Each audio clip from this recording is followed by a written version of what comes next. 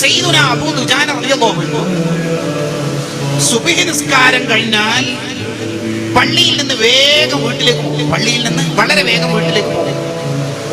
അബൂ ദുജാന റളിയല്ലാഹു അൻഹുവിനോട് നബി സല്ലല്ലാഹു അലൈഹി വസല്ലം തങ്ങൾ ചോദിച്ചു, അള്ളാഹുവിനോടൊന്നും ചോദിക്കാനൊന്നുമില്ലേ, ദ്വാരക്കാനൊന്നുമില്ലേ, ഇതെന്താ വേഗം പോണത്? അതിന് അബൂ ദുജാന റളിയല്ലാഹു അൻഹു കാരണം പറഞ്ഞത്, എന്റെ വീട്ടിന്റെ അപ്പുറത്തുള്ള ആളുടെ ഈന്തപ്പന മരം എന്റെ വീട്ടിലേക്ക് കുറച്ച് ചെരിഞ്ഞ് മതിലിനോട് ചേർന്നിട്ടാണ്. രാത്രി കാറ്റൊക്കെ വീശിയാൽ അതിൽ നിന്ന് ഈന്തപ്പഴം എന്റെ പറമ്പിൽ വീഴും. വിശന്നൊട്ടിയ വയറുമായി കിടന്നുറങ്ങിയ എന്റെ മക്കൾ രാവിലെ ഈന്തപ്പഴം എടുത്ത് തിന്നാൽ അന്യന്റെ സാധനം തിന്നലാവൂലേ?